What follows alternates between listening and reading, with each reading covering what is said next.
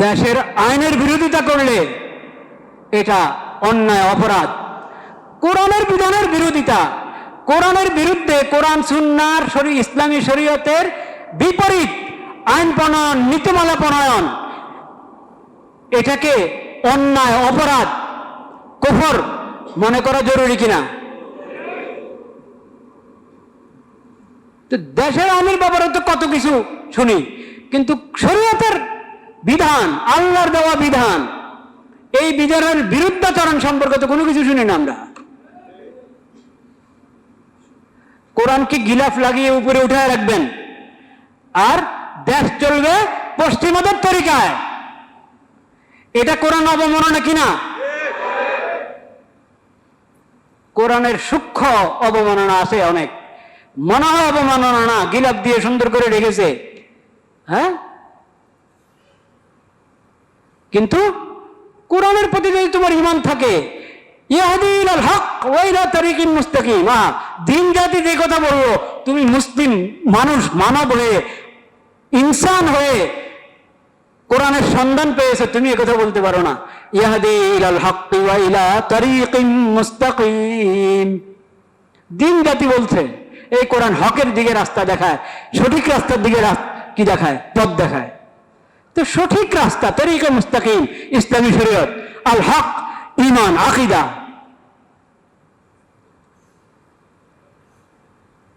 এটা গ্রহণ করো, এটা গ্রহণ করো, এটার পক্ষে থাকো, এটা শিখো, এটা শিখো। ইন্না হাযাল কুরআনা ইয়াহদি লিল্লাতী হিয়া আকওয়াম। যত তন্ত্র মন্ত্র আনবা তুমি, যত বাদ, লেলিনবাদ, মৌসতমবাদ, এ বাদ সে বাদ, আমেরিকার বাদ আর আপনার ব্রিটেনের বাদ, চীনের বাদ আর মুদিবাদ, হ্যাঁ, কোন বাদ, ওগুলোর কোনো অস্তিত্ব নাই, হিসাবেই পড়ে না কোরআনের হেদায়েতের সামনে। যারা মুসলিম তাদেরকে শিখতে হবে কোরআনের সর্বোচ্চ মূল্যায়ন, সর্বোচ্চ মর্যাদা, সর্বোচ্চ ঈমান কোরআনের প্রতি থাকতে হবে, কোরআনের বিধানের প্রতি থাকতে হবে, কোরআন যে শরীয়ত দিয়েছে সে শরীয়তের প্রতি থাকতে হবে। আদর্শ গ্রহণের জন্য বলা হচ্ছে, কারো কথার মধ্যে পেয়েছে আদর্শ। আমরা বেলে বৌদ্ধ ধর্ম থেকে, হ্যাঁ, আদর্শ গ্রহণ করবো, বলেন নাউযুবিল্লাহ। আদর্শ কার থেকে গ্রহণ করবো? এটা তো তোমার কোরআনে বলে দিয়েছেন আল্লাহ তাআলা। কোরআনে আল্লাহ তাআলা বলে দিয়েছেন, লাকাদ কানা লাকুম ফি রাসূলিল্লাহি উসওয়াতুন হাসানাহ কানা ইয়ারজুল্লাহ ওয়াল ইয়াউমাল আখির।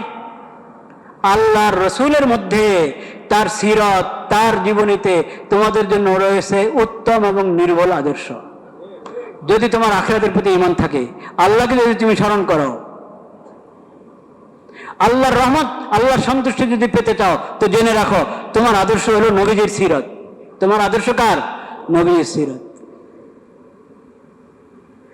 একসাথে দুইটা আদর্শ হয় কিভাবে? মুসলিম উম্মতের জন্য নবীজির সিরাত আদর্শ, আবার যে ধর্মের কোনো গোড়া নাই বা গোড়া আছে, ওরা গোড়া থেকে বিচ্ছিন্ন হয়ে বিকৃত করে দিয়েছে, সেখানে আবার আমাদের আদর্শ থাকবে কিভাবে? অসম্ভব কথা, এটা অসম্ভব কথা। হ্যাঁ, আমি গত জুমাও বলেছি, তাদের জিন্দা থাকার হক আছে, তাদের পরিমণ্ডলে তারা তাদের ধর্ম মেনে চলক, বাতিল হক। তারা যখন ঈমান আনবে না, ইসলাম গ্রহণ করছে না, তা আল্লাহ তাদেরকে বাধ্য করবেন না, কারণ আল্লাহ তো এই দুনিয়া বানিয়েছেন পরীক্ষার জন্য। আল্লাহ বাধ্য করে যদি মুমিন বানিয়ে দেন, তাহলে পরীক্ষা হলো না। আল্লাহ তো হক এবং বাতিল দুই রাস্তা দেখিয়ে দিয়েছেন কোরআনের মাধ্যমে। এখন কে বাতিলের উপরে থাকবে, কে হেদায়েত গ্রহণ করবে, হক গ্রহণ করবে, সেটা তার বিষয়। এখন যে হক গ্রহণ করে না, বাতিলের উপরে আছে, তাকে থাকতে দাও, তাকে জবরদস্তি মুসলমান বানানো যাবে না, তাকে তার ধর্ম পালন করতে দাও। এমনকি কোরআন করিম তো এত দরজা দেখিয়েছে, সূরাতুল মুমতাহানার মধ্যে বলেছে কোরআন করিম, আল্লাহ রাব্বুল আলামিনের বিধান কোরআনে, যে যেই অমুসলিমরা, যেই অমুসলিম, মুশরিক, যে ধর্মের মুশরিক হোক, যে ধর্মের অমুসলিম হোক, ওই অমুসলিম যদি, অমুসলিমরা যদি জুলুম না করে, কি না করে? জুলুম না করে, মুসলমানদেরকে পিটিয়ে বের করে দিচ্ছে। হ্যাঁ, বৌদ্ধ ধর্মের কত প্রশংসা শুনবেন আপনি পত্র পত্রিকায়, তাদের আলোচনায়। রোহিঙ্গাদেরকে থাকতে দেয় ওখানে। গৌতম বুদ্ধের বিরুদ্ধে এটা শিক্ষা ছিল, গৌতম বুদ্ধের শিক্ষা এটা ছিল, রোহিঙ্গাদেরকে বের করো।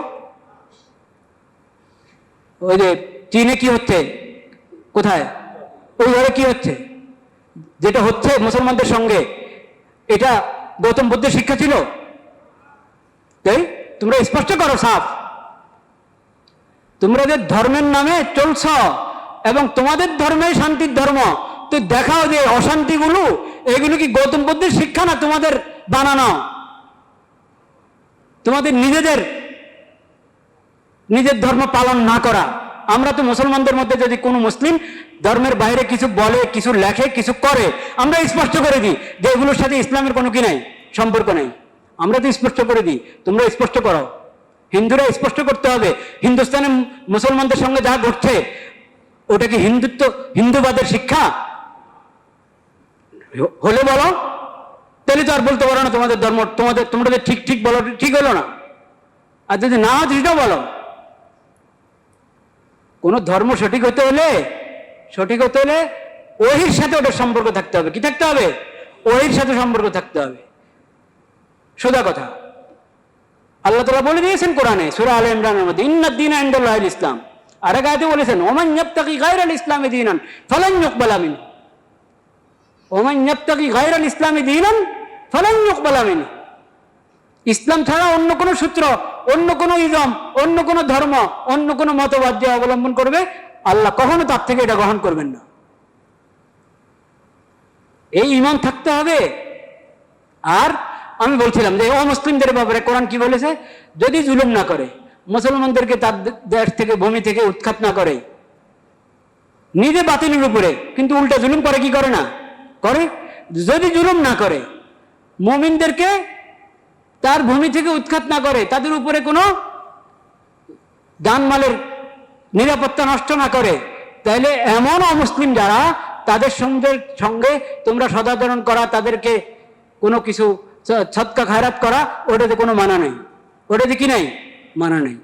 দেখেন আপনি, এটা কোরআনের কথা, সূরাতুল মুমতাহিনার মধ্যে, লা ইয়ানহাকুমুল্লাহ। এদের সঙ্গে সদাচরণ করো, এদেরকে তোমরা সদকা খায়রাত যদি করো, এতে কোনো আপত্তি নেই।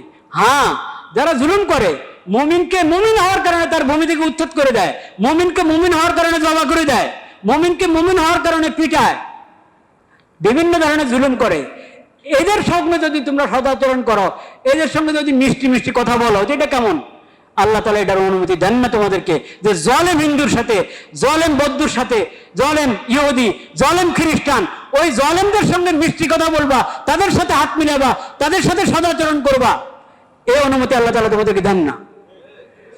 আল্লাহ ভাগ করে দিয়েছেন। কিন্তু এখন হলো যে অমুসলিম যত বড় জালেম, তাদের সাথে আমাদের শাসকরা তত বেশি মিষ্টি কথা বলে।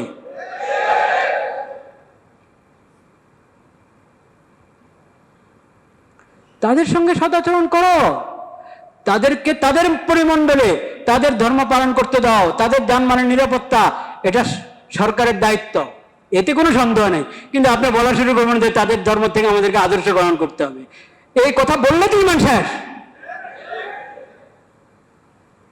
শিরিক এবং সভ্যতা, অমুসলিম মুশরিক জাতির শিরিক এবং তাদের সভ্যতা, তাদের ধর্মকর্ম, তাদের ধর্মের মধ্যে বিভিন্ন বিধান আছে, ওইসব বিধান আপনার জন্য পালনীয় নয়। আপনার জন্য পালনীয় হলো ইসলামী শরীয়ত, এবং কোরআনে যে শরীয়ত দিয়েছে এটা ইসলামী শরীয়ত, নবীজির সুন্নত, এটা পালনীয়। আল্লাহ তাআলা সে তৌফিক আমাদেরকে দান করেন। কিন্তু আমাদের মধ্যে কোথায় কোরআনের কুচরুক, কে কয় পারা করে তেলাওয়াত করে দৈনিক, সহি শুদ্ধ তেলাওয়াত কয়জন শিখেছি, এটাকে কাজে মনে করে না। এই যে নমাজ আদায় করার মনে করে যে নমাজে পড়ার জন্য কোরআন, এই 3-4 সূরা শিখাও, বাস কাজ শেষ। বলেন নাউজুবিল্লাহ। আর 3-4 সূরা শিখলে এটা তো নমাজের জন্য, এটা তো নমাজের কাজ। কোরআন আল্লাহ অবতীর্ণ করেছেন শুধু ফরজ নামাজ কোন রকম 3 আয়াত দিয়ে, 2 আয়াত দিয়ে, লম্বা 2 আয়াত, 1 আয়াত বা ছোট 3 আয়াত দিয়ে পড়ার জন্য। এটা তো হলো ঠেকা। এখনো আমি শিখতে পারি নাই, চলো কুল হুয়াল্লাহু ইন্না আতানা শিখে নিলাম। এই ছোট সূরাগুলোরও অনেক মূল্য, অনেক সওয়াব, অনেক মর্যাদা, কিন্তু পুরো কোরআনেরই তো মর্যাদা আছে। তুমি ইন্না আতানা, কুল হুয়াল্লাহ, ওয়াল আসর, এতটুকু শিখলা, আর শিখার চেষ্টা করছো না। এগুলো শিখেছো তো শুদ্ধ করার চেষ্টা করছো না। এটা কোরআনের মূল্যায়ন হলো না, কোরআনের হক আদায় হলো না, কোরআনের প্রতি যে তোমার ঈমান সে হক আদায় হলো না। কোরআন শিখো, সহি শুদ্ধ তেলাওয়াত শিখো এবং দৈনিক তেলাওয়াত করো, দৈনিক তেলাওয়াত। আনা আল-লাইলি ওয়া আতরাফান নাহার, রাত্রে তেলাওয়াত করো, দিনে তেলাওয়াত করো, সকালে তেলাওয়াত করো, দুপুরে করো, বিকালে করো। সেই দিন রাত তেলাওয়াত করবে, অনেক সময় দিনে 5 বার, রাতে 5 বার, তাহাজ্জুদের নামাজে উঠে তেলাওয়াত করবে, শেষ সাথে নফল নামাজে পড়ার পর তেলাওয়াত করবে। ওটা তো নাই নাই, এখন দৈনিক 1 পারা তেলাওয়াত করবে, এরকম মানুষ খুঁজে পাওয়া এখন মুশকিল হয়ে গেছে। দৈনিক 1 পারা তেলাওয়াত করবে নিয়মিত। একজন হাফেজ দৈনিক 3 পারা তেলাওয়াত করবে, এরকম হাফেজ গুনলে দেখা যাবে অল্প কয়জন বের হবে। হাফেজ না কিন্তু তেলাওয়াত, সহি তেলাওয়াত শিখেছে, এরকম মানুষ যদি 1000 হন, তাদের মধ্যে 100 পাওয়া মুশকিল হবে দৈনিক নিয়মিত 1 পারা তেলাওয়াত করে। ভাইরা, হিন্দুর কাছে আপনি কেন আশা করেন কোরআনের সম্মানের? আপনি কোরআনের যথাযথ সম্মান করেন, আপনি কোরআনের যথাযথ হক আদায় করেন, কোরআনের যথাযথ মূল্যায়ন করি। কোরআনের স্থূল অবমাননা যেটা ঘটেছে, ঘটনা ওটা তো স্থূল অবমাননা। এটা এরকম যারা ঘটায় ওরা মানুষের কাতারে নাই, ওরা অমানুষ, ওরা মানুষের কাতারে না।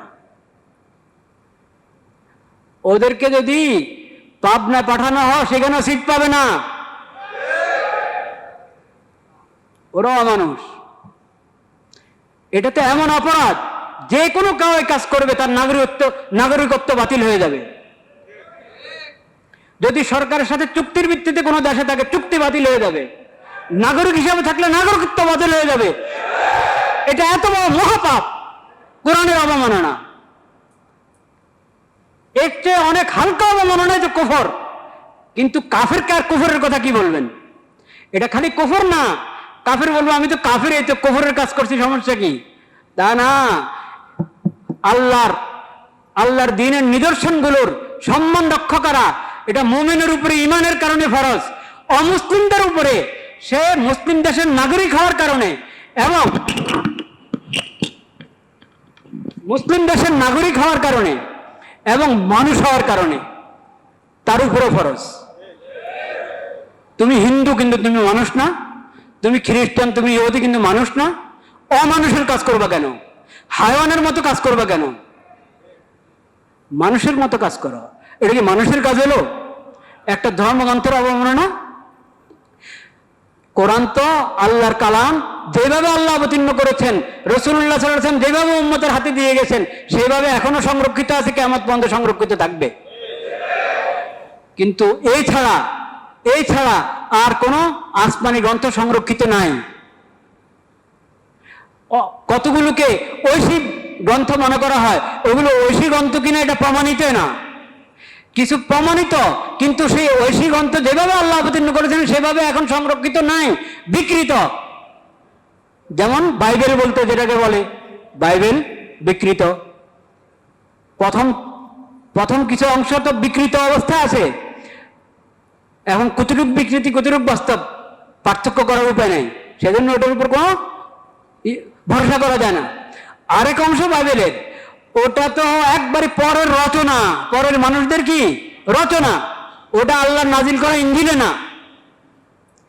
তো এখন বিকৃত অবস্থা যেটা আছে, বা ইঞ্জিলের নাম দিয়ে ছাপানো হয়, আসলে ইঞ্জিল না, সেই বিকৃত গ্রন্থ যেটাকে ওই আসমানি গ্রন্থ বলা যায় না, আল্লাহর ওহী বলা যায় না, কিন্তু গলত ধর্ম, বাতিল ধর্মের লোকেরা ওটাকে ধর্মগ্রন্থ মনে করে। সেই ধর্মের ব্যাপারে তো, সেই গ্রন্থের ব্যাপারে তো আমরা এই কথা বলবো যে তার অবমাননা করা যাবে না। আর তুমি কোরআন যেটা আল্লাহর কালাম, আল্লাহ যেভাবে অবতীর্ণ করেছেন সেভাবে সংরক্ষিত আছে, এটার অবমাননা করো, এত অমানুষ হতে পারে কেউ? আর আমাদের প্রশাসনের লোকেরা এগুলো শুধু দেখেন, বুঝতে পারে, এগুলো এখন দেখেন। মিথ্যা ভুয়া অনেক কথা রটানো হয় যে অমুসলিমরা, সংখ্যালঘুরা নির্যাতিত, তারা এই নিরাপত্তা পাচ্ছে না যথাযথ, তারা আতঙ্কিত, কত কথা। হ্যাঁ, বেশিরভাগই অবাস্তব, বেশিরভাগই কি অবাস্তব। ওখানে একটু অবাস্তব কথা উঠে গেছে, এটার উপরে সবাই পেরেশান হয়ে যায়। আরে আল্লাহ, পত্র পত্রিকা কত কথা আসে, কতজনে কত বাণী দেন, হ্যাঁ, শিরিকের পক্ষে বাণী দিয়ে বসে থাকে।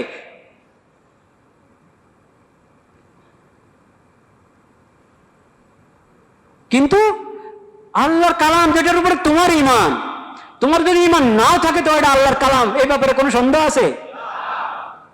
এটার এরকম অবমাননা হবে, একবারে সবার ছোট মনে হয় তালা,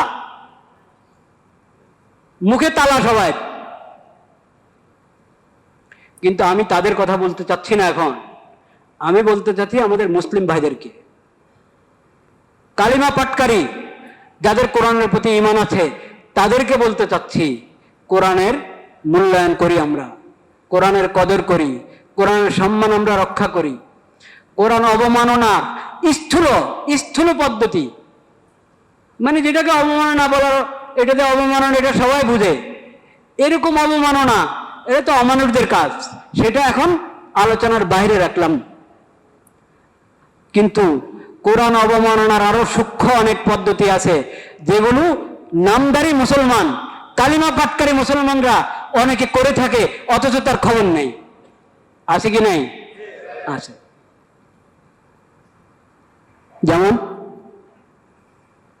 যেমন একটা বলি, কোন প্রাইমারি স্কুল, কলেজ, ভার্সিটি, ওখানে যদি আমি কোরআন শিক্ষাকে বাধ্যতামূলক না করি, এটা সূক্ষ্ম অবমাননা কিনা কোরআনের? এটা সূক্ষ্ম অবমাননা। দুনিয়ার আগরম বাগরম সব শেখানো হচ্ছে, এমনকি এখন সঙ্গীতও শেখাচ্ছে, গীত শিখায়, নাটক শিখায়, নাচানি শিখায়, এবং বাচ্চাদেরকে শিখায়, কিন্তু কোরআন শিখায় না। এটা কি কোরআনের অবমাননা নয়? এটা সূক্ষ্ম অবমাননা কোরআনের।